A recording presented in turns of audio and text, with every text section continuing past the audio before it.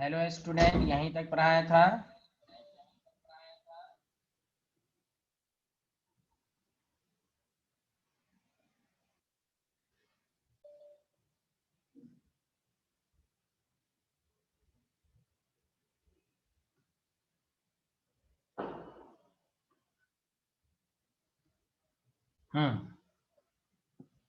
अब आइए उसी के नीचे लिखिएगा कि रिटेंशन किसको कहते हैं।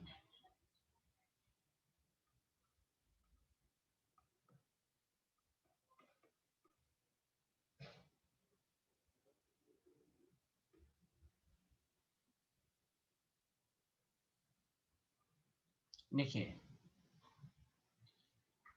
The product formed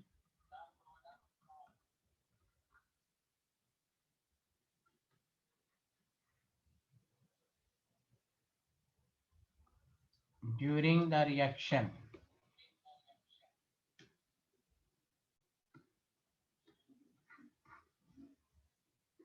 the product formed during the reaction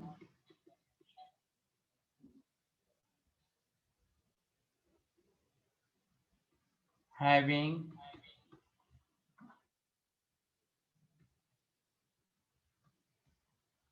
same configuration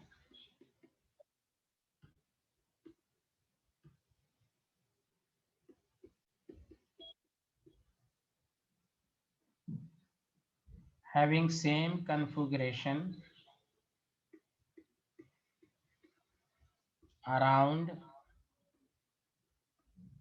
stereo centre. Stereo centre का मतलब ये हुआ कायरल सेंटर। अभी मैं एग्जांपल दे रहा हूं। As that of reactant, as that of reactant, इसलिए नाम पड़ा रिटेंशन इज कॉल्ड। बोर्ड के एग्जाम में पूछा जाता है रिटेंशन को डिफाइन करें, तो कहना है the product formed during the reaction has having same configuration around stereo center as that of reactant is called retention। और रिटेंशन की बात तभी होगी जब स्टीरियो सेंटर, जैसे इसकी मिसाल ऐसे लीजिए। मान लीजिए कि अगर आपके पास CCH3 है, C2H5 है,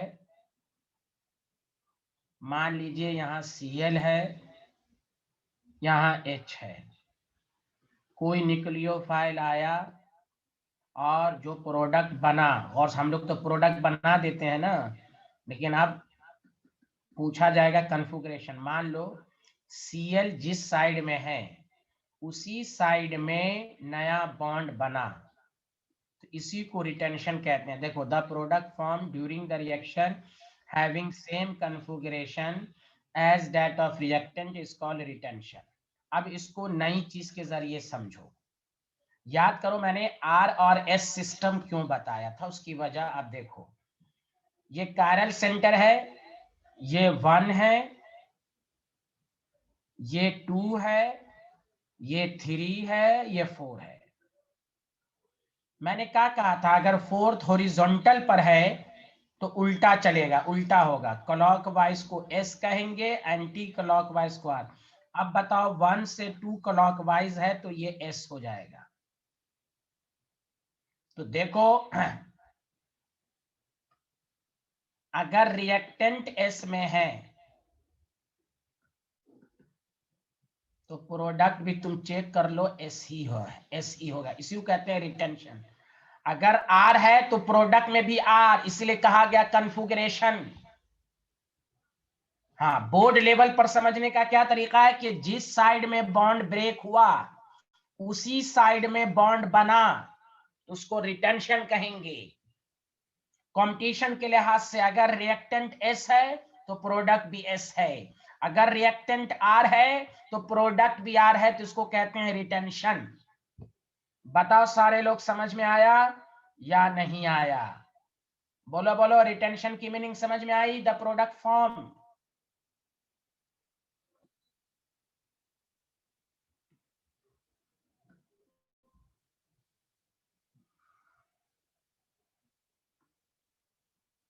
The product formed during the reaction having same configuration around stereo center as that of reactant is called retention.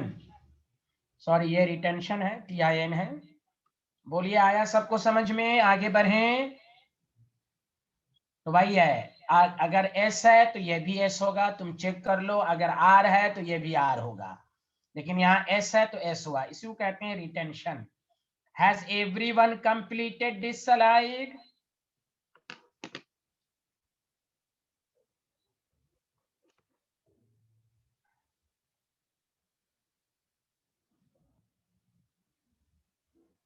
हाँ बोलो, आप समझ में आया सबको? जी सर। Yes sir. अरे बिलाल रब्बानी भी आए हैं आज। अरे वाह Bilal Rabbani, how are you?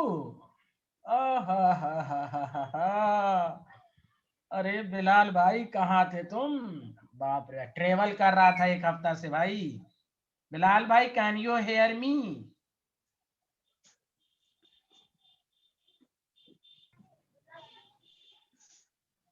अरे मेरे बिलाल भाई तुम जल्दी तो बोलो कुछ।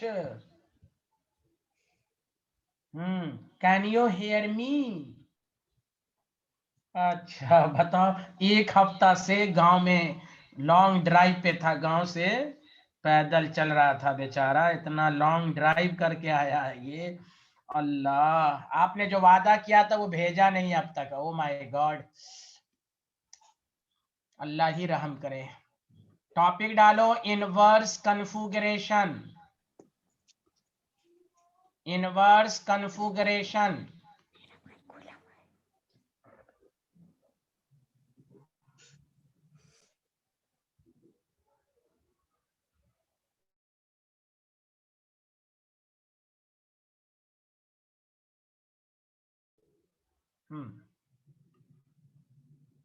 इनवर्स कन्फिगरेशन में सिंपल सारी बातें वही लिखो।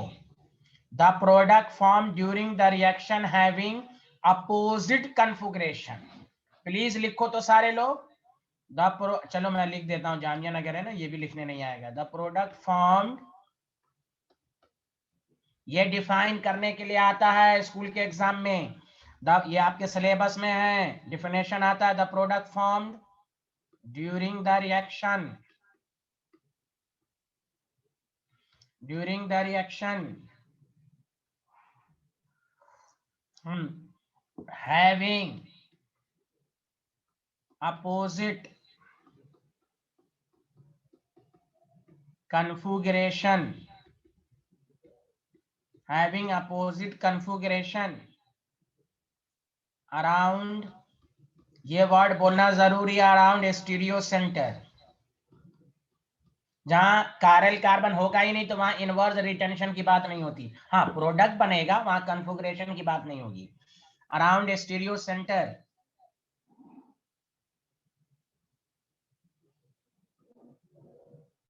as that of reactant, as that of reactant is called inverse configuration। इसकी मिसाल ऐसे लो, जैसे मान लो CH3 है, मैं एक मिसाल दे रहा हूं, Cl है, H है।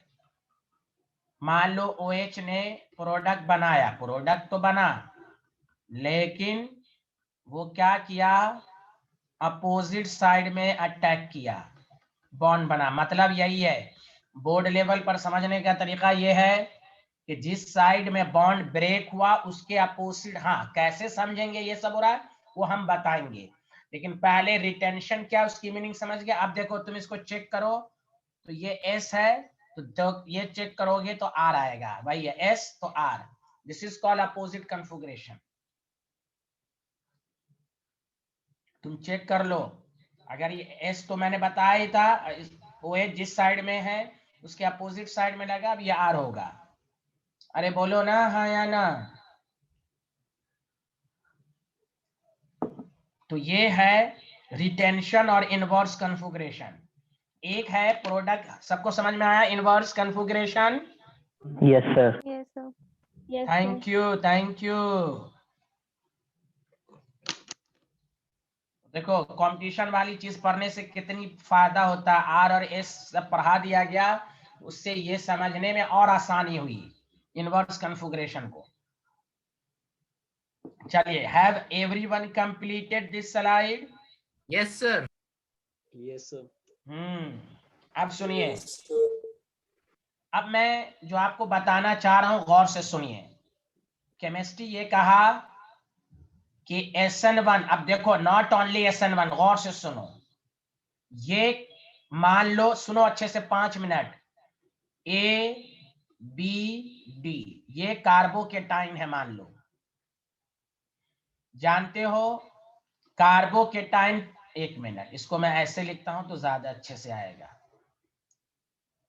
कार्बोकेटाइन आपको मालूम है पॉजिटिव है, भूखा इंसान है।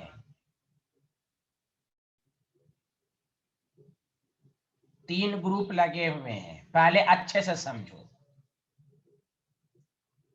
मैंने कहा हम लोग बोर्ड लेवल पर जो ऑर्गेनिक पढ़ते हैं वो कुछ भी नहीं है। गौर से सुनिए अच्छे से।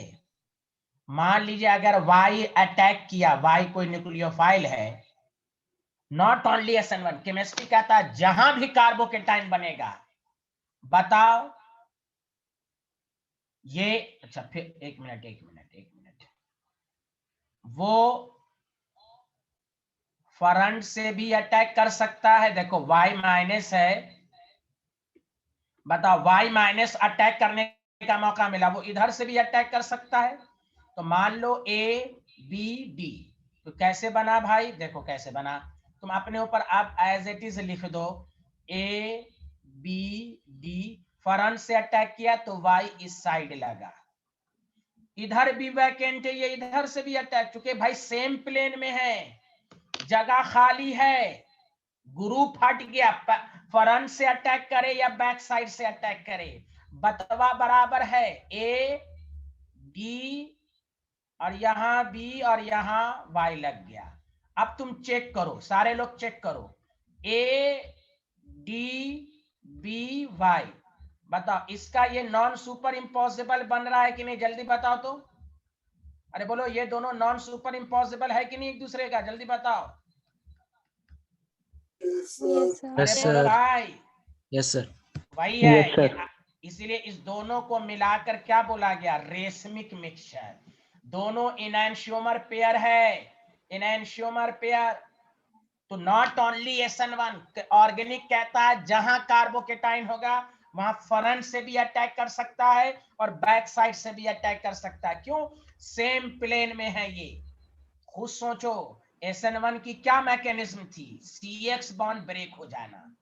जब ये बिहारी हट गया तो तुम फ्लैट पर कब्जा कैसे भी कर लो, जब ये कब्जा जाने वाला हट ही गया, तुम पीछे डोर से जाओ, फ्रंट से जाओ, दाएं से जाओ, बाएं से जाओ, कैसे भी जाओ। अरे बोलो ना हाँ या ना? Yes, sir.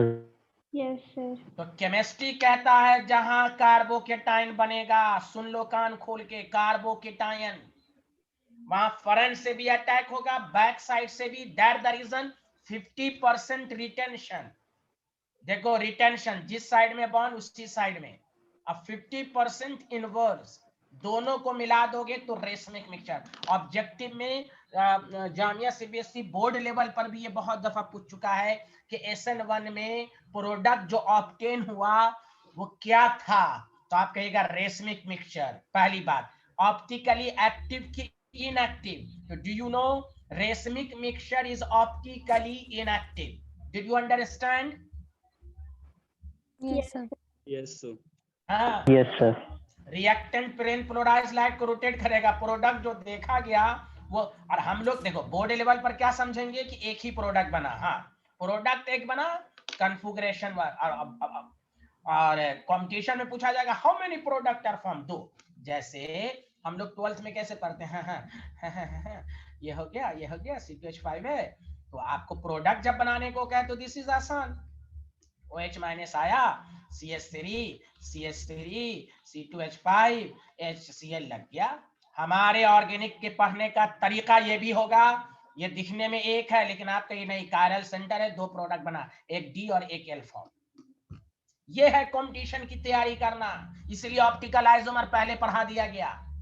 स्कूल लेवल में क्या प्रोडक्ट हाउ मेनी? 1, कंपटीशन में पूछे how many product are form, कहिए दो, एक डी और एक L, because it is chiral. अरे बोलो हाँ या ना। हाँ जी सर।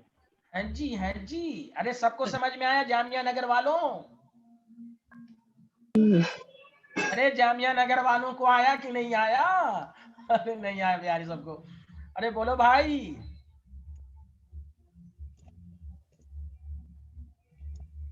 अरे ये इनवर्स लिख लिया, सबको नहीं समझ में आया क्या? जल्दी बोलो ना, ये लिख लिया इनवर्स कॉन्फ़िगरेशन।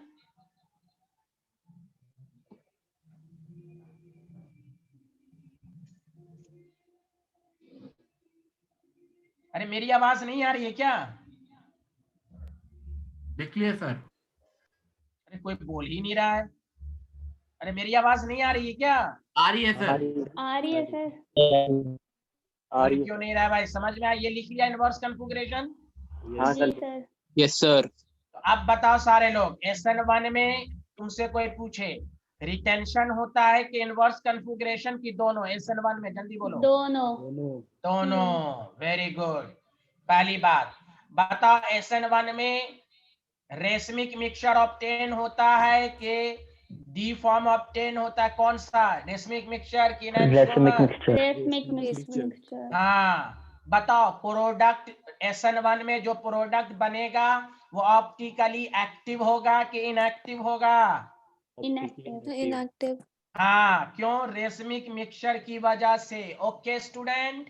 Yes sir. हाँ, अभी ये 4-5 बातें थी SN1 के बारे में। अब आओ टॉपिक डालो SN2।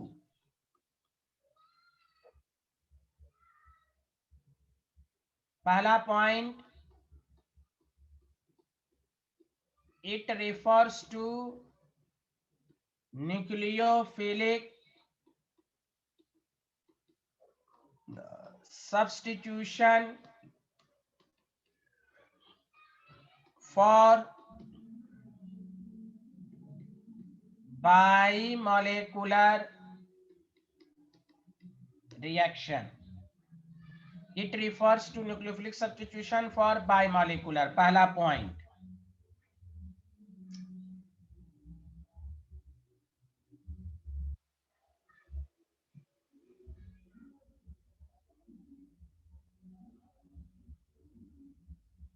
देखिए मरियम फिरोज कितनी तेज हैं, न सैटरडे आती है न संडे आती है बेचारी, बहुत तेज है, टॉपर स्टूडेंट है आपके स्कूल की। Allah, oh my god, good good. ये लिख लिया, इट रिफर्स टू। सर। अब सुनो, जब पीछे वाला स्लाइड 2 मिनट कर लीजिए। कौन पीछे वाला स्लाइड भाई? ये हो गया हो सर। गया। अच्छा सारे लोग सुनिए, बाई मॉलिक्यूलर क्यों कहा? आप 2 मिनट अच्छे से सुनिए। संडे की क्लास में मैंने कहा था कि न्यूक्लियोफिलिक सब्स्टिट्यूशन में 2 चीज होता है, cleavage of CX and formation of CNU। तो एक तरीका ये हो सकता है, केमिकल काइनेटिक्स के मुताबिक reaction completed either in 1 step या मोर देन 1 स्टेप। तो मोर देन 1 स्टेप वाला तो पढ़ लिया, दिस इज कॉल्ड SN1। गौर से सुनो, यहां पर क्या है? CX बॉन्ड का ब्रेक होना और CNU बॉन्ड का फॉर्म होना, दोनों लिखना मत, दोनों, ये बॉन्ड ब्रेक हो रहा है, ये बॉन्ड बन रहा है। तो देखो इसको कहते हैं ट्रांजिशन स्टेट, लिखना नहीं है। कार्बन 5 बॉन्ड दिख रहा है आपको, तो 5 बॉन्ड तो पॉसिबल नहीं है, इसलिए ट्रांजिशन स्टेट याद है केमिकल काइनेटिक्स में इसको कहते हैं हाईली एनर्जी लेवल। तो ये जल्दी से X माइनस को हटेगा और ये बॉन्ड बनेगा। बताओ सारे लोग, ये 1 स्टेप प्रोसेस है कि 2 स्टेप प्रोसेस? जल्दी बोलो। 2 स्टेप सर। कौन बोला रे मुंह में बीमारी? एक स्टेप में दिख रहा है ना रे। 2 स्टेप में क्या हुआ भाई? Cleavage of CX, formation of CNU, एक ही साथ ना हुआ। अरे बोले हाँ या ना? Yes sir. जो बोला जो बोला है 2 दफा उसके मुंह में बीमारी। अरे वो तो उसमें होता है कि भाई CX बॉन्ड ब्रेक हुआ, कार्बोकेटाइन बना, यहाँ कार्बोकेटाइन बना है क्या? ये तो मैंने एक ऐसे दिखाया है कि देखो ब्रेक और अटैक दोनों साइमल्टेनियसली हो रहा है, बॉन्ड ब्रेक भी हो रहा है, बॉन्ड फॉर्म भी हो रहा है, वो दिखाया है। अरे बोलो, आया समझ में? जी सर। जी सर। अब देखें तो केमिकल काइनेटिक्स क्या कहता है, जो सिंगल स्टेप में हो उसको एलिमेंट्री रिएक्शंस कहते हैं, और केमिकल काइनेटिक्स में मैंने बताया था जो एलिमेंट्री हो तो उसका रेट लॉ आप डायरेक्ट लिख सकते हो। तो यहाँ रिएक्टेंट पर भी रेट डिपेंड करेगा और न्यूक्लियोफाइल पर भी डिपेंड करेगा। तो ऑर्डर ऑफ रिएक्शन 2, मॉलिक्यूलैरिटी 2, इसीलिए इसका नाम पड़ा SN2। SN2 का मतलब ये हुआ the reaction in which rate depends upon concentration of substrate, मतलब alkyl halide and nucleophile. SN2 में रेट डिटरमिनिंग स्टेप में न्यूक्लियोफाइल शामिल है। आप कैसे समझा ये एलिमेंट्री है भाई, मैकेनिज्म बता रहा है, one step process. Cleavage of CH, formation of CNU takes place simultaneously. इसलिए वन स्टेप को एलिमेंट्री, एलिमेंट्री में रेट लॉ डायरेक्टली लिखते हैं, इसीलिए SN2 नाम रखा गया, ऑर्डर 2, मॉलिक्यूलैरिटी 2। इसलिए यहां रिएक्टेंट की भी कंसंट्रेशन को बढ़ाओगे तो रेट चेंज होगा, और न्यूक्लियोफाइल को भी बढ़ाओगे तो रेट चेंज होगा। बताओ ये समझ में आया या नहीं आया, जल्दी बताओ। आ गया। सेकंड पॉइंट लिखते हैं, द रिएक्शन। अरे बिलाल भाई, अब पूरा लेक्चर पीछे का देखिएगा तो अच्छे से आएगा, जिनका छूट गया है। द रिएक्शन इन विच, ये इनऑर्गेनिक, ये फिजिकल वगैरह सब नहीं है, एक एक हफ्ता के बाद भी आएंगे तो आपको समझ में आ जाएगा। अरे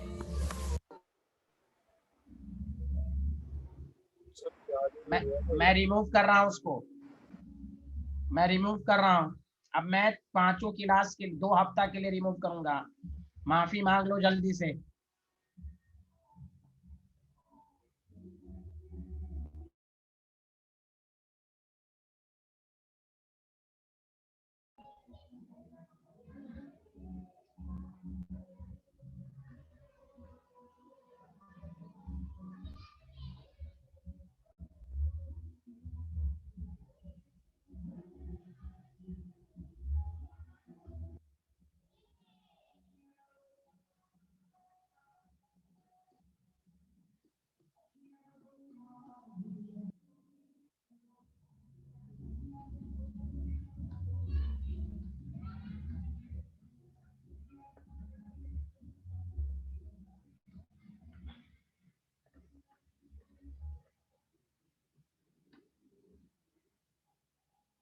The reaction in which rate depends upon concentration of substrate and nucleophile, तो इसको हम SN2 कहते हैं।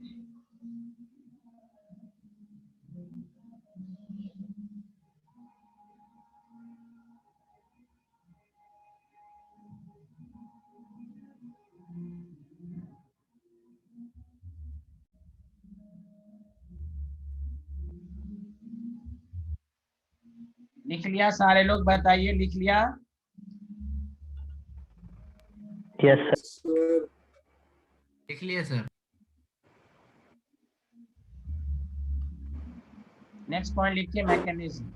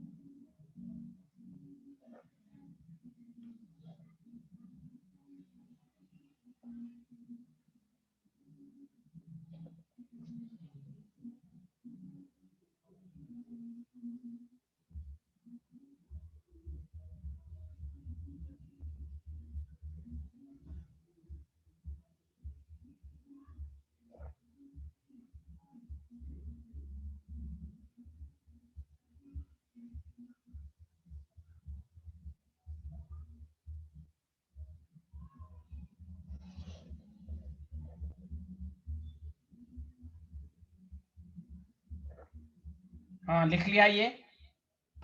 Yes, sir. Sir. Yes sir. Sir नहीं लिखा था, 1 मिनट दिखा दीजिए।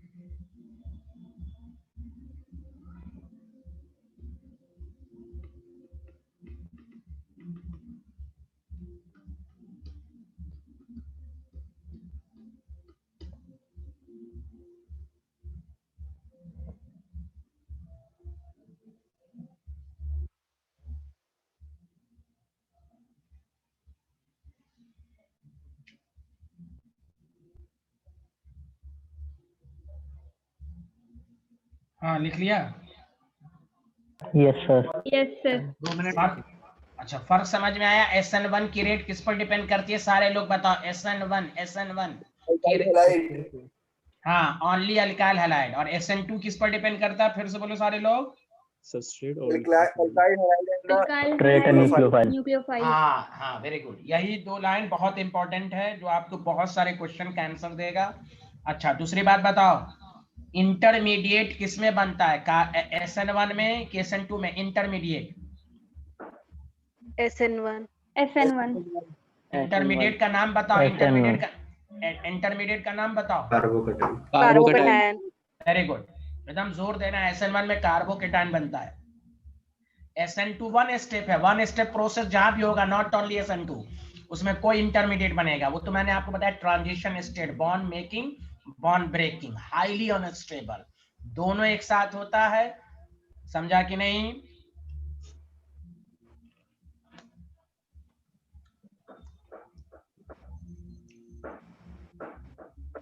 नेक्स्ट पॉइंट लिखो, stereochemistry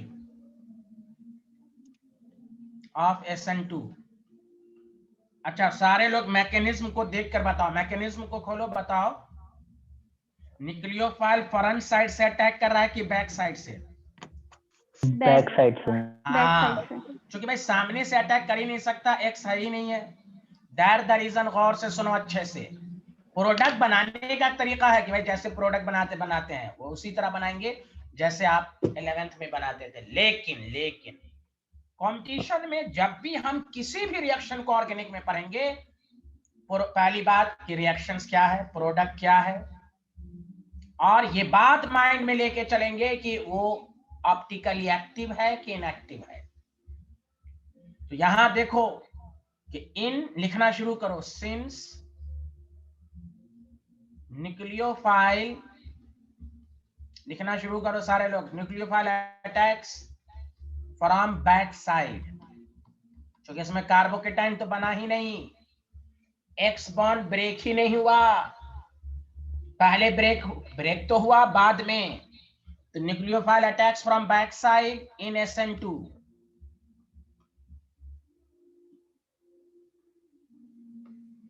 Therefore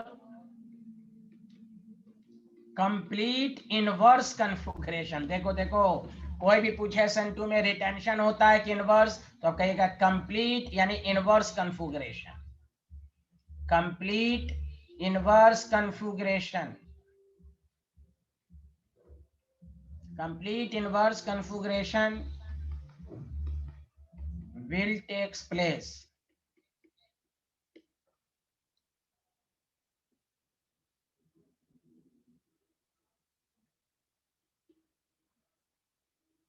it is called, इसको कहते हैं, साइंटिस्ट का नाम था, it is called Walden inversion, Walden scientist का नाम था। तो चलिए, वाल्डेन इन्वर्जन का मतलब ही हुआ इनवर्स कन्फिगरेशन। तो देखिए इसमें रिटेंशन नहीं होता, इनवर्स कन्फिगरेशन मतलब ये हुआ कि अगर रिएक्टेंट में R है तो प्रोडक्ट में S है। याद रखो, यहाँ खुद सोचो अच्छे से, अगर ये R होगा तो ऑब्वियसली यहाँ पर न्यूक्लियोफाइल बैक साइड में तो S हो जाएगा, अगर S है तो R हो जाएगा। तो nucleophile attacks from back side, therefore complete inverse configuration will takes place। अरे बोलिए, जिसको हम वाल्डेन इन्वर्जन कहते हैं। तो ये देखो शुरू की 4-5 बातें थी जो आपको बताई गई, SN1 और SN2 क्या क्या है, बताइए, आया सबको समझ में? Yes sir. कंक्लूजन, SN1 में रेसिबिक मिक्सचर मिलेगा, मतलब 50% रिटेंशन और 50% इनवर्स कन्फिगरेशन बोथ, और SN2 में ओनली इनवर्स कन्फिगरेशन मिलेगा। मतलब इनवर्स का मतलब ये हुआ कि अगर रिएक्टेंट का कन्फिगरेशन R है तो प्रोडक्ट का S होगा। अब आइए टॉपिक डालिए फैक्ट, अब हम दोनों को मिला करिए, दोनों क्या क्या है अलग अलग पढ़ाया गया। टारगेट करना है SN1 में रेट सिर्फ सबस्ट्रेट की अल्काइल हैलाइड पर डिपेंड करता है, SN2 में अल्काइल हैलाइड और न्यूक्लियोफाइल। सब इंपॉर्टेंट गुफ्तगू, इसमें कार्बोकेटाइन बनता है, SN2 में कार्बोकेटाइन नहीं बनता, इसमें इंटरमीडिएट की बात ही नहीं होगी। अब टॉपिक डालो, factor affecting the SN1 and SN2। Number 1, यहीं से क्वेश्चन सब आएगा, नेचर ऑफ सबस्ट्रेट पर पहली बात, रिएक्टेंट पर। Number 2, nature of leaving group. तीसरी बात, nature of nucleophile, nucleophile attack करता है। और चौथा जो कि मिसलेनियस है, अफेक्ट ऑफ सॉल्वेंट, जो कि बोर्ड लेवल पर भी पूछ चुका है, what is the affect of solvent on SN1 and SN2। हम चारों को अलग अलग करके पढ़ेंगे।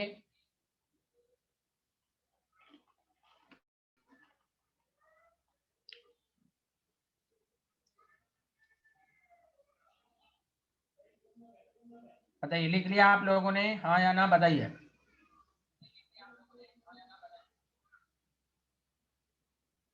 लिख लिए सर। लिखिए सर।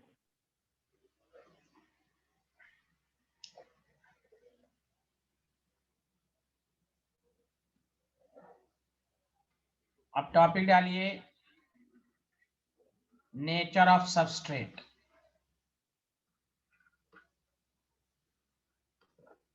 चलिए, अब इसमें ध्यान दीजिए, सबस्ट्रेट में ये है कि अल्काइल हैलाइड है,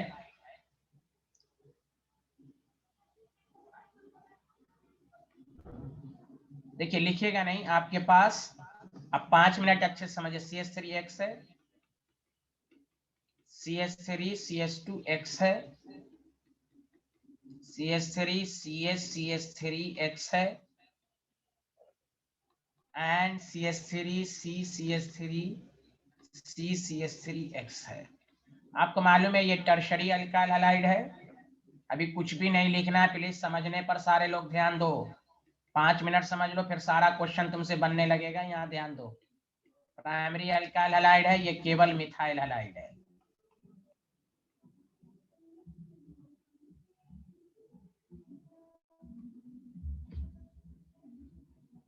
अब सुनो, नेचर ऑफ सब्सट्रेट का मतलब हुआ अल्काइल हैलाइड जो है वो SN1 और SN2 दोनों शो करता है। अब इसमें सबसे पहली बात होगी रेट ऑफ SN1 की। SN1 प्लीज सुनो सारे लोग, आप ऑर्गेनिक में याद रखें, मैंने कहा कुछ भी मत लिखें। जब भी ऑर्गेनिक में किसी भी रिएक्शंस की रेट पूछी जाए कि बताओ रिएक्टिविटी ऑर्डर बताओ, सुनो कान खोल के, रिएक्टिविटी ऑर्डर बताएं, रेट बताएं। तो जब भी किसी रिएक्शंस की रिएक्टिविटी यानी रेट का ऑर्डर पूछा जाए तो आप माइंड में लाओ कि उस रिएक्शंस की मैकेनिज्म में इंटरमीडिएट है या नहीं।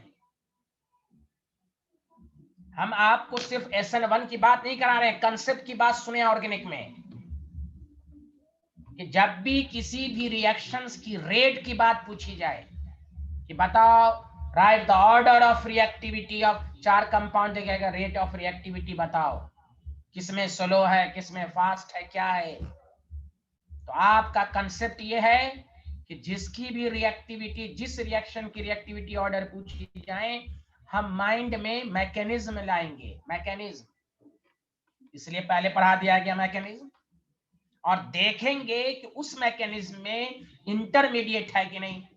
इंटरमीडिएट बोले तो कार्बोकेटाइन, कार्बोनाइन, फ्री रेडिकल। तो आपको मालूम है SN1 में इंटरमीडिएट कार्बोकेटाइन है। जब मैंने कार्बोकेटाइन पढ़ाया था तो बता दिया था कि इंटरमीडिएट जितना स्टेबल होगा रिएक्शन फास्ट होगा, मतलब rate of SN1 directly proportional to stability of, ये है कंसेप्ट। जब भी आपको SN1 की रिएक्टिविटी ऑर्डर पूछी जाए, आप रफ में कार्बोकेटाइन बना लो। हाँ, तुम्हें कमांड है तो डायरेक्ट आंसर दो। अगर कहीं पर भी फंस रहे हो, कार्बोकेटाइन बनाओ, उसकी स्टेबिलिटी। और कार्बोकेटाइन की स्टेबिलिटी कैसे चेक करते हैं, पूरा GOC पढ़ा दिया गया। अब जैसे यहां पर CH3 plus CH3 CH2 plus, X को हटा के CH3 CH3 प्लस, और आपको मालूम है कि ये टर्शरी अल्काइल हैलाइड है, तो ये टर्शरी कार्बोकेटाइन है। और आप पढ़ चुके हैं कि टर्शरी कार्बोकेटाइन ये मोर स्टेबल है। अब क्यों स्टेबल है, प्लस आई अफेक्ट इलेक्ट्रॉन डोनर, चार्ज कम होगा, इसलिए GOC पढ़ा दी गई। तो टर्शरी कार्बोकेटाइन स्टेबल है, तो टर्शरी अल्काइल हैलाइड में SN1 की रेट सबसे फास्ट होगी। तो टर्शरी अल्काइल हैलाइड सबसे फास्ट, उसके बाद तमाम अल्काइल हैलाइड में टर्शरी अल्काइल हैलाइड सबसे, इसको रटना नहीं है, अल्काइल हैलाइड, उसके बाद प्राइमरी, उसके बाद CH3। अब तुमसे बोर्ड लेवल पर लैंग्वेज में पूछेगा why tertiary alkyl halide is more reactive towards SN1, तो आप कहेंगे because it gives more stable carbocation। अब चूंकि यहाँ पर आंसर देना डायरेक्ट है कि भाई टर्शरी, लेकिन ये रटना नहीं है कि SN1 हमेशा टर्शरी में फास्टर होता है। हमें कंसेप्ट याद रखना है कि रेट ऑफ SN1 कार्बोकेटाइन की स्टेबिलिटी पर डिपेंड करता है। जितना कार्बोकेटाइन स्टेबल होगा रिएक्शन फास्ट होगा। नॉट ओनली दिस चैप्टर, मैंने कहा था ये आज से स्टार्ट हुआ, तुम देखो कितनी दफा ये आएगा।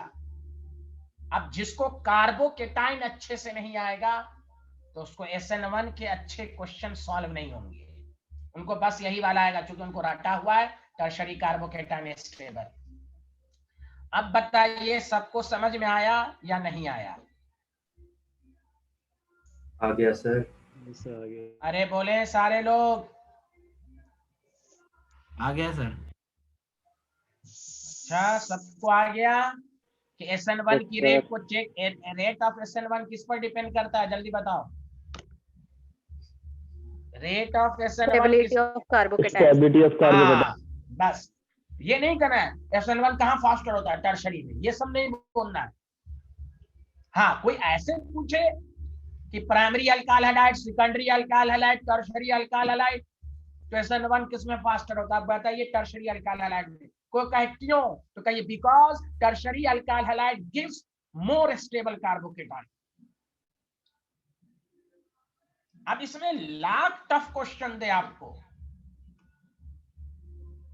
कोई ऐसे पूछे कि primary alkyl halide, secondary alkyl halide, tertiary alkyl halide किसमें SN1 की रेट फास्टर है, तो आप बताइए टर्शरी अल्काइल हैलाइड। कोई रीजन पूछे कहीं because rate of SN1 directly proportional to stability of carbocation, tertiary alkyl halide gives more stable carbocation, therefore tertiary alkyl halide is more reactive. Did you understand everyone? Yes, sir. Yes, sir. लिखते हैं।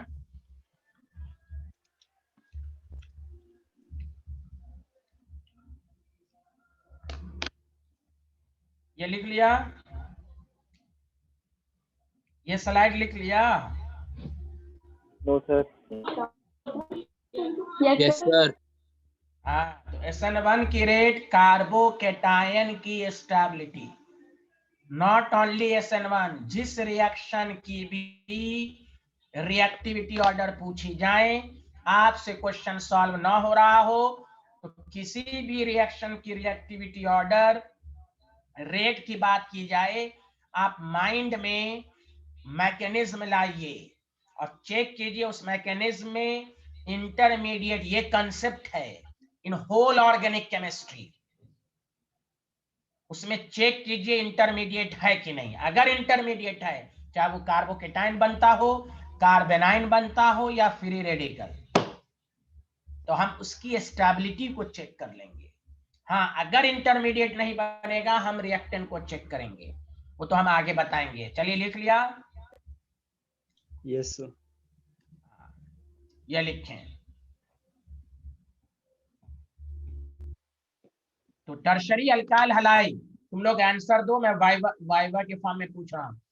Tertiary alkyl halide is more reactive towards SN1, why? क्या बोलोगे? More stable. Because it causes stability. ये बिहारन बोले more stable, ऐसे बोला जाता है answer. Because tertiary alkyl halide gives more stable carbocation, तो more stable, tertiary alkyl more stable, more stable का मतलब स्लो हो गया। अल्काइल हैलाइड अगर स्टेबल होगा तो reaction slow, intermediate stable, more stable, more stable. अरे फिर से बोलो, why tertiary alkyl halide is more reactive towards SN1, why? Because Because it gives stable carbocation. हाँ, most stable carbocation. Okay, Okay, sir. Okay, sir. Stable, because it is stable, ऐसे answer दे रही है। तो tertiary alkyl halide stable तो reaction slow, reactant stable तो reaction slow. कहेंगे आप ही ने तो बताया था, यहां नहीं देख रहे हैं, नशे में रहते हैं। Because it is stable, Allah, alkyl halide stable, reaction slow, carbocation is stable. आया सबको? आगे बढ़े, ये लिख लिया। Yes, sir. जी सर। आप सुने अच्छे से। पहले हम SN2 की रेट की बात करेंगे, फिर हम क्वेश्चन के जरिए डाउट क्लियर होगा। आप सुनो अच्छे से, फिर से मैं दोबारा रिपीट कर रहा हूं, मैंने कहा ना इतनी दफा बोला जाएगा, अगर समझने वाला होगा क्लास के अंदर याद हो जाएगा। अब आपसे पूछा जा रहा है SN2 की रेट को चेक करें, तो फिर कंसेप्ट लगाएं। जब भी किसी रिएक्शन की रेट पूछी जाए तो आप माइंड में मैकेनिज्म लाइए। तो SN2 की मैकेनिज्म आपके माइंड में है। अब चेक कीजिए उसमें इंटरमीडिएट है कि नहीं। तो बताओ सारे लोग, क्या SN2 के मैकेनिज्म, क्या SN2 के रिएक्शन में इंटरमीडिएट है? No No, sir. sir. No sir. No. No sir. हाँ, जब इंटरमीडिएट नहीं हुआ तो हम रिएक्टेंट को चेक करेंगे। तो गौर से सुनो अच्छे से, कैसे चेक करेंगे डिटेल में समझो, फिर उसके बाद पूरा पूरा एक दिन पूरा इस SN1 SN2 की प्रैक्टिस ही होगी, ऐसे नहीं। अब फिर प्लीज हाथ जोड़ के रिक्वेस्ट है, हमें मैसेज मत कीजिएगा हमारा प्री बोर्ड हो रहा है, ये चैप्टर कब खत्म होगा। हमारी मन की मर्जी, हम जब खत्म करें, पढ़ना है पढ़े, ना पढ़ना जाए। हमारा काम है सिलेबस, प्री बोर्ड के हम नहीं है मालिक। अब फिर कोई मैसेज, सर बताइए तो ये चैप्टर कब खत्म होगा। अल्लाह, नहीं पूछेगा गलती के मारे भी, वरना जान ले आप जानते मैं कितना खतरनाक आदमी इस मामले में। हमको अच्छे से पढ़ाने दें फ्री। अब सुने, दोबारा सुने, दोबारा। जब भी किसी रिएक्शन की रिएक्टिविटी ऑर्डर पूछी जाए, कोई स्टूडेंट कहता है ना, बहुत सारे स्टूडेंट तो यही तो लाइन बोलते हैं, सर हम क्या कंसेप्ट इस्तेमाल करें, रे गाधा बोल बोल के मैं थक गया, तोता होता तो याद कर लेता। नॉट ओनली दिस चैप्टर, ये पूरी ऑर्गेनिक की कहानी है कि जब भी रिएक्शन की रेट की बात पूछी जाएगी तो आप माइंड में मैकेनिज्म लाएं। अगर आपके पास माइंड है, नहीं है तो सर फोड़ लेंगे। तो इफ एनी रेट की बात, रिएक्टिविटी ऑर्डर पे है, we must keep mind mechanism, we must mechanism in mind. चेक करेंगे इंटरमीडिएट है या नहीं। अगर इंटरमीडिएट है तो greater the stability of intermediate, reaction would be faster. अगर इंटरमीडिएट नहीं है तो हम रिएक्टेंट को चेक करेंगे स्टूडेंट के। अब यही सब चीजें आपको माइंड में रखनी है। अब देखिए,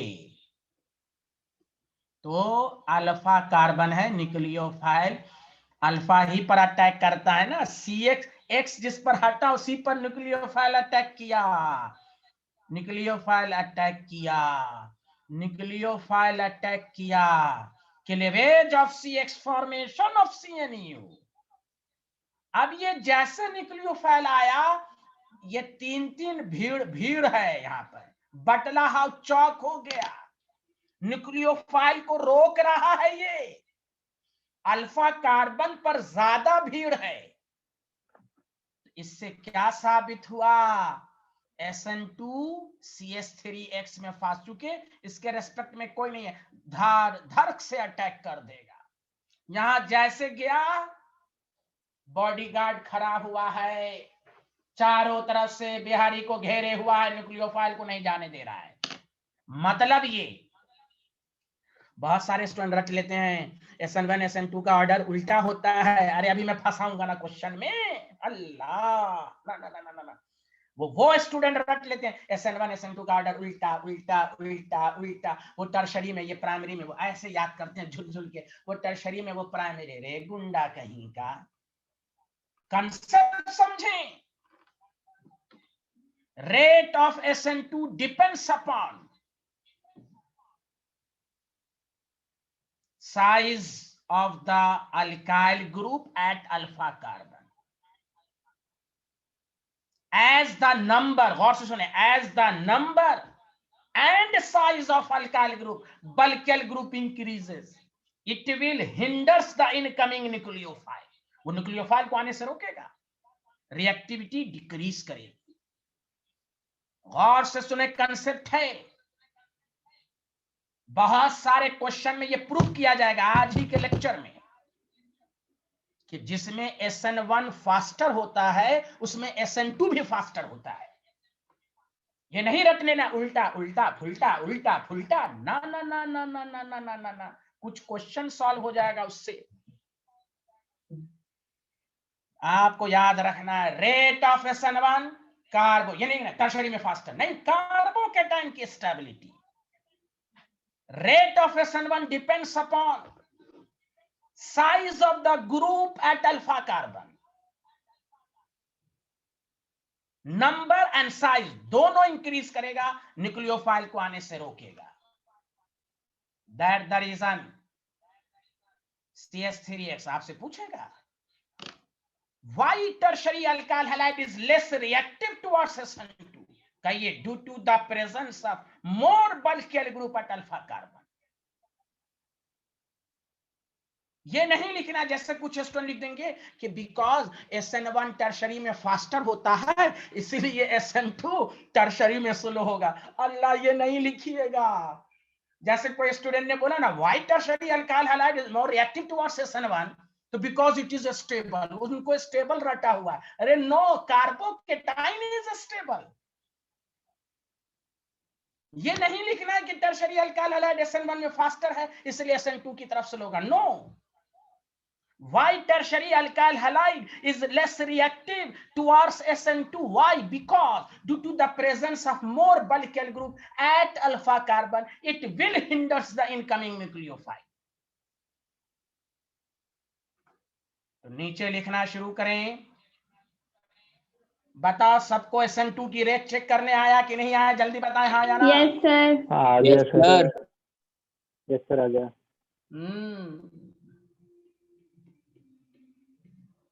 यस सर। हाँ ये आप बोलिए यस सर। देखिए 1 घंटा के बाद बोलती है। इस बेचारी को अब दिमाग में आया, असल में बहुत दूर बैठी होंगी ना, आवाज बेचारी को कम जाता होगा। यस सर, ये हमेशा इसीलिए बोलती हैं। अल्लाह।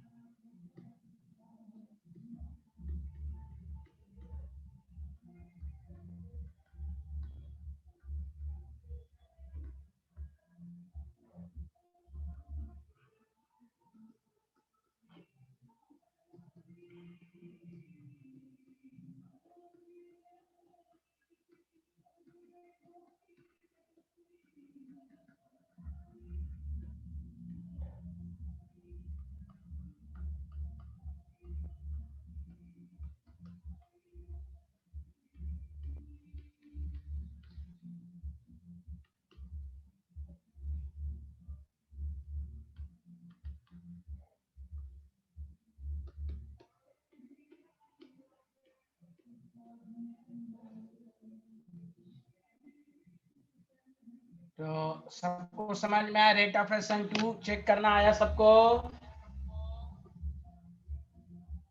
अरे बोलो। Yes sir. Yes sir.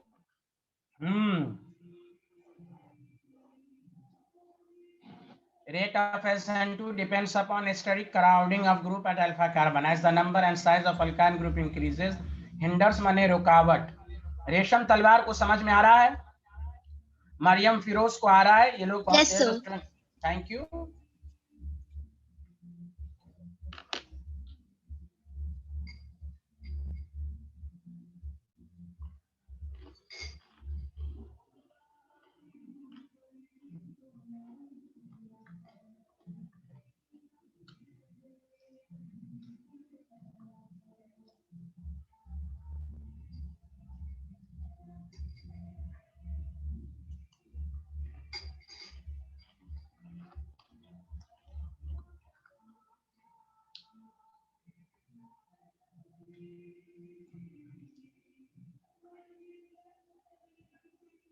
अरे लिख लिया?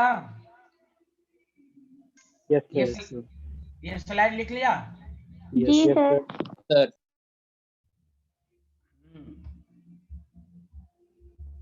तो ये हो गया। चलिए, तो ये मैंने, आप देखिए क्वेश्चन की शुरुआत मैं करता हूं तो आपको पूरा अच्छे से आना चाहिए। अरे बोलिए ना, अच्छे से आना चाहिए ना scientist. Yes sir. Yes sir. Yes sir, माशाल्लाह। चलिए ठीक है। एग्जाम्पल 2, देखो पूरे ऑर्गेनिक में SN1 SN2 का सबसे आसान क्वेश्चन ये है, सबसे सिंपलेस्ट क्वेश्चन, कि टर्शरी अल्काइल हैलाइड में SN1 की रिएक्टिविटी ज्यादा है और CH3X यानी प्राइमरी या CH3X में SN2 की रेट ज्यादा है। ये तो सबसे आसान है। इसके ये कंसेप्ट सीख लिया तो आपको सारा कंसेप्ट आ जाएगा। अब देखिए एग्जाम्पल 2।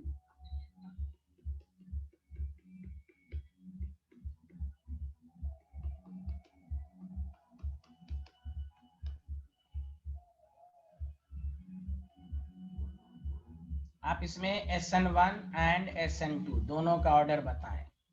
सबसे पहले SN1 का ऑर्डर बताएं, किसमें फास्टर है, A या B?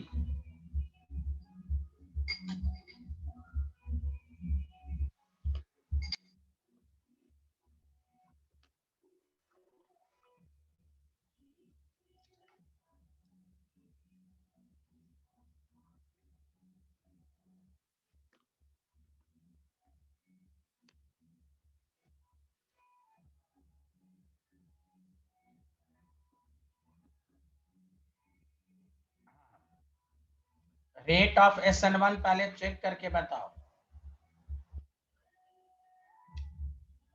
तो जब भी SN1 की रेट चेक करना हो तो मैंने कहा अगर आप आंसर डायरेक्ट ना दे पाए तो आप रफ में कार्बोकेटाइन बना लें, और यहाँ CH3 CH2 है।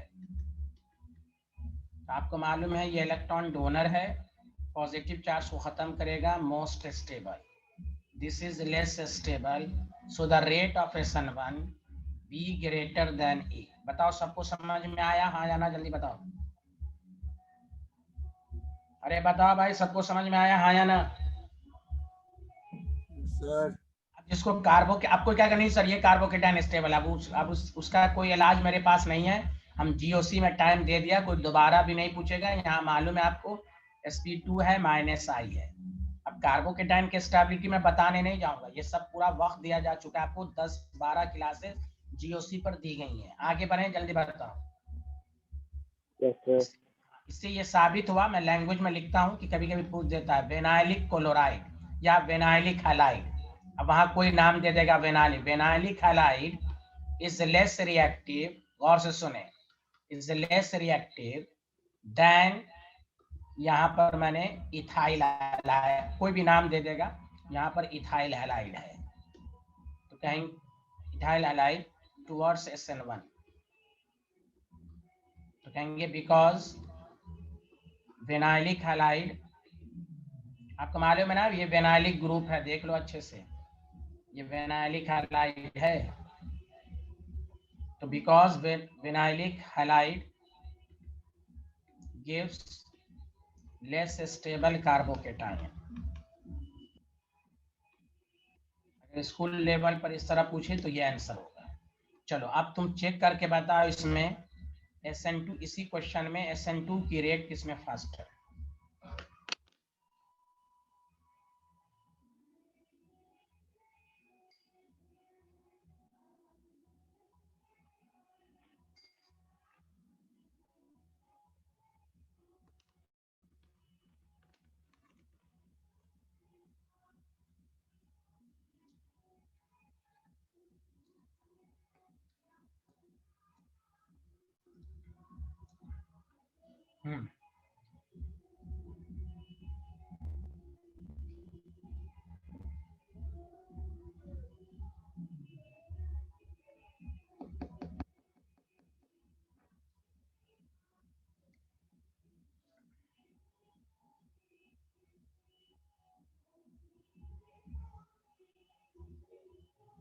अरे आंसर दे, तौहीद नमी सब बैठे क्यों हुए हैं भाई, आंसर तो दो,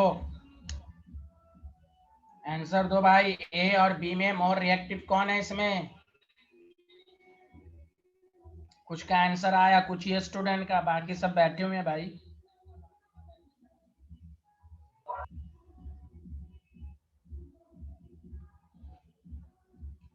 तो देखो इसको आंसर इस तरह दोगे, मैंने क्या कहा, SN2 की रेट चेक करना हो तो देखो दो तरीका है, और इसको समझ के फिर मैं क्लास शॉर्टकट बता दूंगा।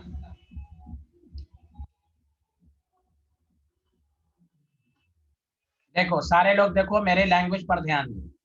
अल्फा कार्बन पर न्यूक्लियोफाइल अटैक किया, अल्फा कार्बन पर न्यूक्लियोफाइल अटैक किया।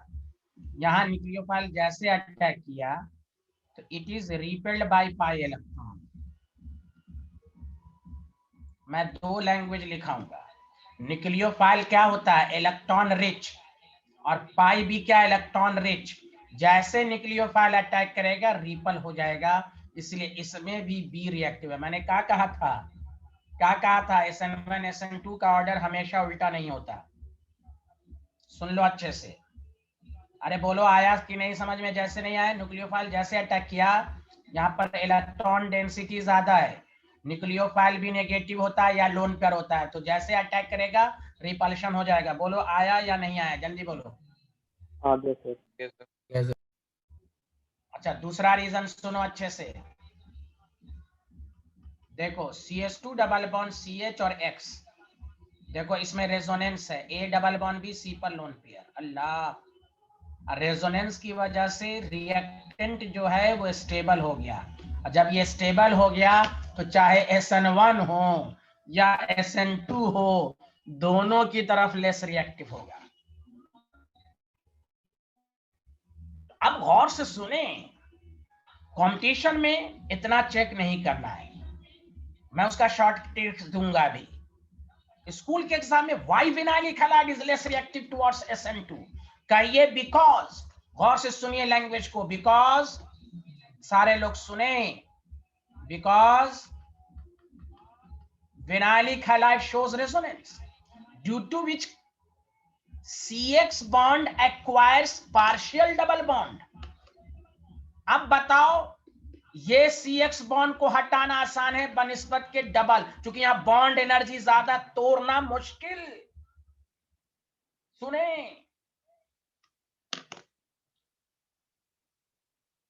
विनाइलिक हैलाइड, ये लैंग्वेज जब भी बोर्ड में आए, why vinylic halide is less reactive towards SN1, कहो vinylic halide gives less stable carbocation।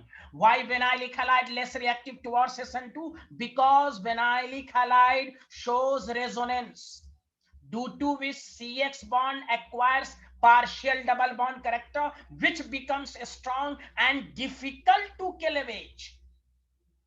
difficult to cleavage, X को ब्रेक करना मुश्किल। अरे बोलो भाई, आया कि नहीं आया? मैं इसको लैंग्वेज में लिखाता हूं, फिर शॉर्टकट भी समझाऊंगा। एक तो डायरेक्ट हो गया, जैसे उसको शॉर्टकट तो डायरेक्ट हो गया, लेकिन लैंग्वेज भी मैं शॉर्टकट का लिखवाऊंगा। It is repel by pi electron, इसलिए बी मोर ए लिख। लेकिन अगर स्कूल के एग्जाम में पूछ दे, लिखना शुरू करो, सारे लोग लिखो विनाइलिक हैलाइड। अचका मसीह गलत फलत आंसर दी थी, लेस रिएक्टिव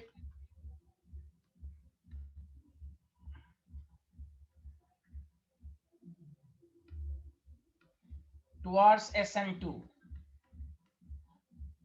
तो कहेंगे बिकॉज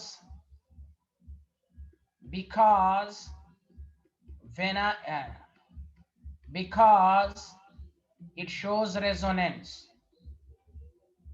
कार्बोकेटाइन में रेजोनेंस नहीं है, रिएक्टेंट में रेजोनेंस है, ड्यू टू विच, ये लैंग्वेज देखें अच्छे से, due to which CX bond acquires partial double bond character,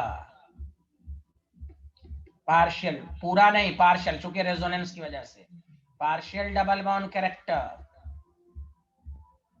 देखो कितनी अच्छी लैंग्वेज लिखा रहा हूं, partial double bond character, and which becomes strong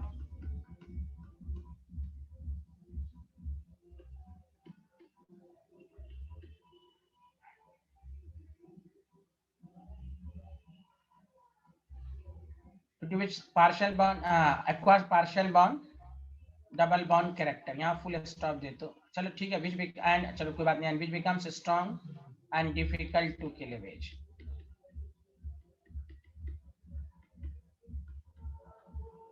ये हुआ, और आप इसको दिखा भी सकते हैं resonance. A double bond B C पर लोन पेयर। देखो रेजोनेंस पढ़ने से आसानी हुई। अब कोई कहेगा क्यों रेजोनेंस है, ये आपको मालूम है। CH2 माइनस है, CH है, डबल बॉन्ड X है। अरे बोलो सबको रीजन समझ में आया, हाँ या ना? आ गया सर। आगे सर। बताओ SN1 SN2 का ऑर्डर यहाँ पर सेम है कि उल्टा है? सेम। कुछ बेवकूफ स्टूडेंट जो होते हैं, जिनको पूरा मालूम नहीं रहता, वो बेचारे ना इधर का आवाज ना जाता, ये इधर का आवाज ना जाता। अरे शीरीन, आप यहाँ से हंगामा क्यों हो रहा है?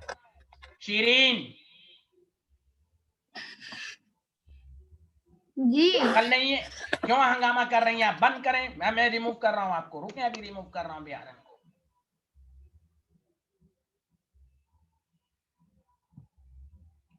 जी जी जी चिल्ला रही हैं जी, मीडिया में आ रही हैं।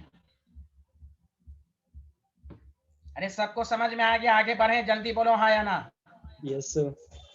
Yes sir. Yes sir. इस क्वेश्चन से एक शॉर्ट ट्रिक्स आया कि आप कंपटीशन में आपका टाइम बचे। कंक्लूजन और स्कूल के एग्जाम में भी अगर आपको रीजन नहीं पूछ रहा है, डायरेक्ट पूछ रहा है कि बताओ मोर रिएक्टिव लेस रिएक्टिव कौन है, तो केमिस्ट्री में याद रखो। देखो मैं लाइन लिखा रहा हूं, बहुत जबरदस्त लाइन है। अल्फा अनसैचुरेशन, अल्फा अनसैचुरेशन, अब इसका मतलब बताएंगे।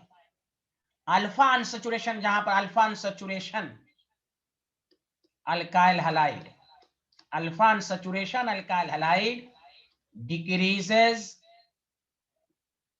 The reactivity of SN1 and SN2 both, दोनों की रिएक्टिविटी को घटाएगा। अब अल्फा अनसैचुरेशन का मतलब गौर से सुनो, रीजन पूछेगा तो अलग बातें हैं, लेकिन बोर्ड में भी अगर पूछा बताओ लेस या, तो उसमें भी टाइम आपका बच जाएगा। जैसे देखो अल्फा अनसैचुरेशन किसको कहा, मैं इसके बेसिस पर एक और क्वेश्चन कराऊंगा। देखो जैसे मैंने कहा CH3 CH2X, अल्फा अनसैचुरेशन का मतलब सुनो कि अल्फा कार्बन पर डबल बॉन्ड है। अरे बोलो बोलो बोलो, आया? बोलो आया आया? अल्फा पे डबल बॉन्ड है, अरे बोलो। Yes, sir. Yes sir. अरे सबको समझ में आया? कोई नहीं बोल रहा है, मैं सबको रिमूव कर दूंगा, जल्दी बोलो आया yes alpha? Sir. Yes sir आ गया। अच्छा बताओ, क्या यहाँ अल्फा कार्बन पे अनसैचुरेशन है? बताओ क्या यहाँ अल्फा अनसैचुरेशन है इसमें? No, sir. No, sir. Sir वरना सब बिहारी बोल देगा नहीं नहीं है अल्फा प्योर सिंगल है। तो इसलिए याद रखें। अब ये डायरेक्ट आंसर याद रख लो, जहां पर, अब इसके बेसिस पर भी देता हूं अभी क्वेश्चन, धाए धाए हो जाएगा ना। यहाँ देखें अल्फा पर जहां भी रहेगा, तो चाहे SN1 हो या SN2 हो, A is more reactive than B। अब देखो इसके बेसिस पर तुम्हें क्वेश्चन मैं कराता हूं। देखो इधर, ये तो स्कूल के एग्जाम में भी पूछा जा चुका है। सुनो इधर, डायरेक्ट आंसर देना। एराइल हैलाइड, अल्लाह, और कहेगा बेंजाइल हैलाइड। तो बताओ बेंजाइल हैलाइड, अगर SN1 SN2 का ऑर्डर पूछा जाए, डायरेक्ट कहो B ग्रेटर देन A। क्यों? यहाँ अल्फा कार्बन पर डबल बॉन्ड आ गया, कार्बोकेटाइन भी लेस स्टेबल बनेगा, और रेजोनेंस की वजह से ये CX बॉन्ड स्ट्रांग हो जाएगा। Did you understand? Did you Yes, sir. Understand? Yes sir. कोई नहीं बोल रहा है, कोई नहीं बोल रहा है भाई, बताएं सबको समझ में आया? Yes sir. Yes sir. अगर रिएक्टिविटी ऑर्डर पूछी जाए, चाहे स्कूल हो या कुछ भी हो, अल्फा अनसैचुरेशन पे डबल बॉन्ड है SN1 भी और SN2 भी, दोनों की तरफ। यहां तो अल्फा पर नहीं है, यहां तो कार्बोकेटाइन हाईली स्टेबल है, रेजोनेंस स्टेबल। या डिड यू अंडरस्टैंड? तो ये कंक्लूजन समझ के याद कर लें। अल्फा अनसैचुरेशन जहां भी होगा, वहां SN1 SN2 का ऑर्डर घटेगा, दोनों की घटेगा, दोनों में ऑर्डर सेम होगा। बोलो आया कि नहीं आया? Yes, sir. Yes, sir. लिखो लिखो। अरे बोलो आया समझ में, आगे बढ़े। लिख लिया?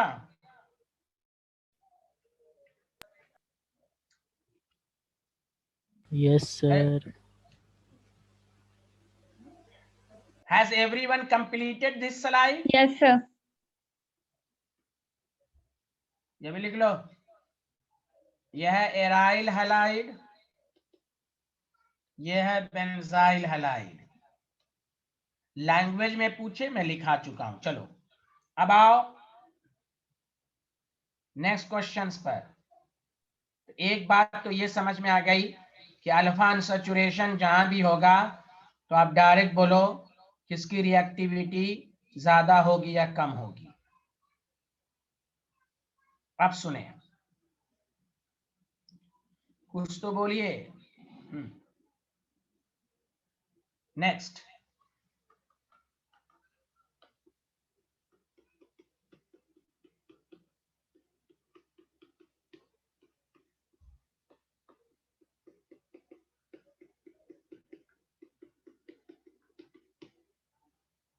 चलिए सबसे पहले रेट ऑफ SN1 बताइए सारे लोग।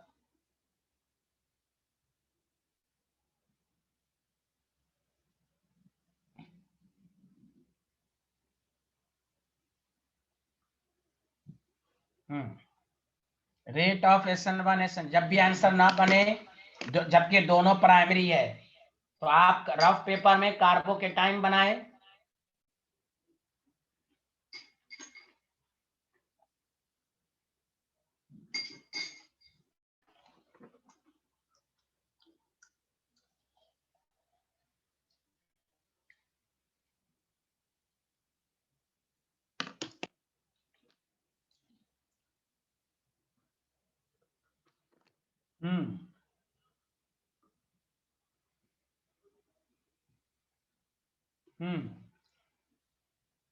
सब लोग आंसर दें।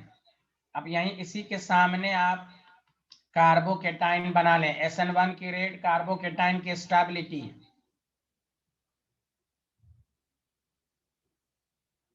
शान मोहम्मद, शाहिद का भी गलत है, शान मोहम्मद का भी गलत है।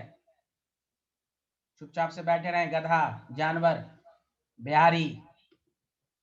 यहां तुमको मालूम नहीं इसके कार्बोकेटाइन में रेजोनेंस स्टेबलाइज्ड है। ये कार्बोकेटाइन इज मोर स्टेबल, और यहां जो है इसका कार्बोकेटाइन बना लें तो BA is more stable than B. This is called allylic halide.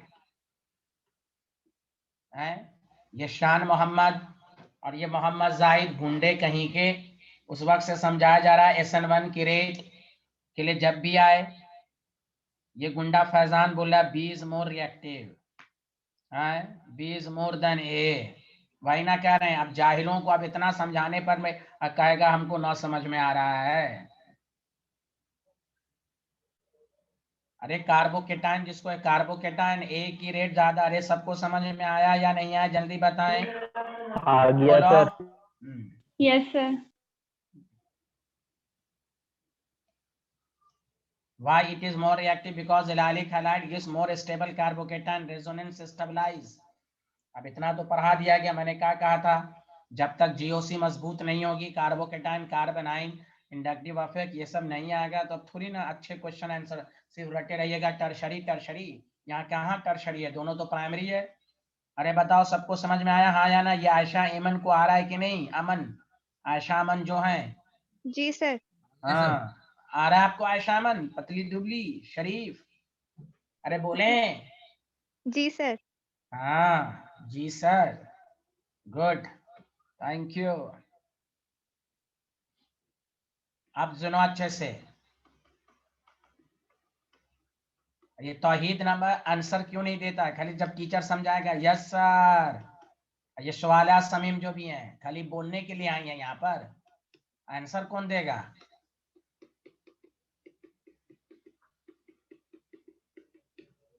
चलो यहाँ इसमें रेट ऑफ SN2 चेक करो।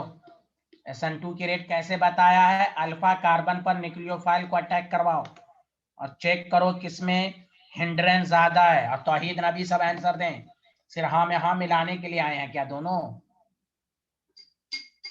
आंसर देंगे ही नहीं।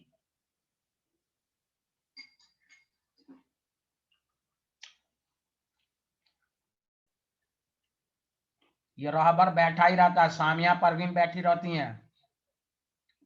टीचर को कैसे पता चलेगा किसको कितना समझ में आ रहा है? भाई आंसर गलत फलत देना चाहिए। गलती से सीखेंगे, भले टीचर डांटे, गलत से ही सीखेंगे।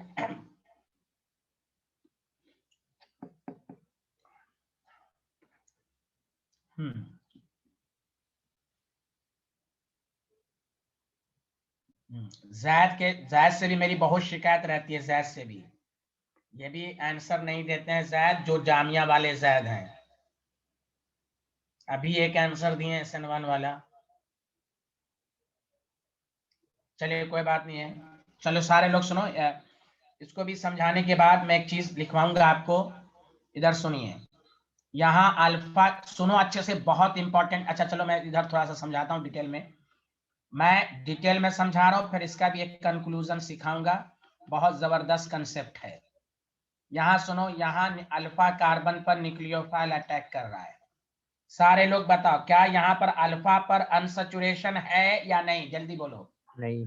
नहीं सर। हाँ No, sir. Very good. तो देखो क्या कंसेप्ट लगाओगे, और अब कंसेप्ट जब लगा लोगे तो उसको समझ के फिर याद कर लेना है। गौर से सुनो, अल्फा के रेस्पेक्ट में यहाँ जो ग्रुप लगा हुआ है वो प्लेनर है, sp2 है, प्लेनर है।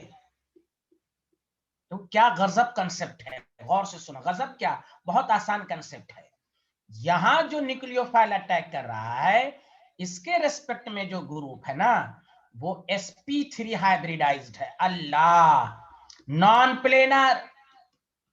ये इस कार्बन को 3 डायमेंशनली घेर रहा है, ये प्लेनर है। तो यहां पर अटैक आसानी से होगा। तो यहां A में ही SN2 फास्ट होगा, क्योंकि प्लेनर है, एक ही प्लेन में है। ये बिहारी sp3 non planar produces more crowding, more steric hindrance. अरे कंसेप्ट समझ में आ रहा है, हाँ या ना? अल्लाह, कोई बोल ही नहीं रहा है भाई। Yes, sir. ऐसे थोड़ी ना है, अभी बहुत क्वेश्चन कराएंगे। SN1 SN2 पर PhD कराएंगे। अरे समझ में आया, हाँ या ना? Yes sir. ये सादिया अंसारी नो क्या पूछ रही है? नो, अरे what does mean by no Sadia Ansari? तो यहाँ प्लेनर है, एक ही प्लेन में है, जल्दी अटैक कर देगा न्यूक्लियोफाइल। यहाँ क्या है, ये अल्फा को ये वाला पूरी तरह रोक रहा है। अब इससे कंक्लूजन सुन लो अच्छे से। अच्छा पहले नोट कर लो, सारे लोगों को ये समझ में आया, हाँ या ना? जल्दी बताओ।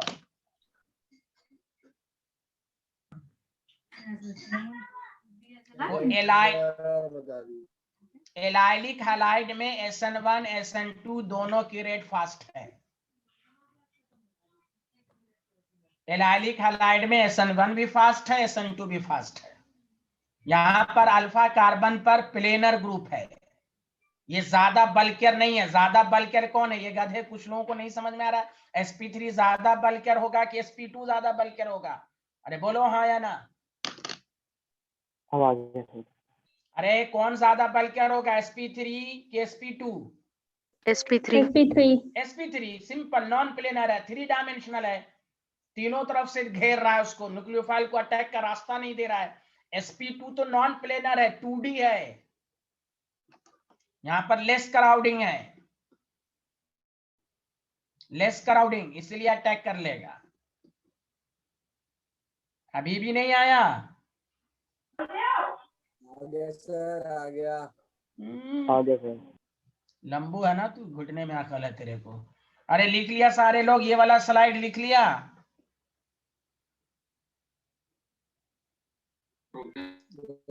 सर लिख लिया। Yes, sir. कंक्लूजन सुनो अच्छे से। कहीं पर भी बीटा अनसैचुरेशन आए, बीटा अनसैचुरेशन आए, beta unsaturation increases the rate of SN1 as well as SN2. Rate of SN1 and SN2 both. क्यों? रीजन आपके सामने है। हाँ, अब डायरेक्ट क्वेश्चन जैसे फिर से मैं दे रहा हूं, CS2 डबल बॉन्ड CS2X है। अगर आपको कहता CS3 CS2X है, आपको SN1 और SN2 का ऑर्डर बताएं तो A ग्रेटर देन B। अगर डायरेक्ट क्वेश्चन रहे तो रीजन नहीं पूछा जाएगा, डायरेक्ट देख लेंगे। अल्फा है, बीटा पर डबल बॉन्ड है। बोलिए आया सबको समझ में कि नहीं आया, जल्दी बताएं।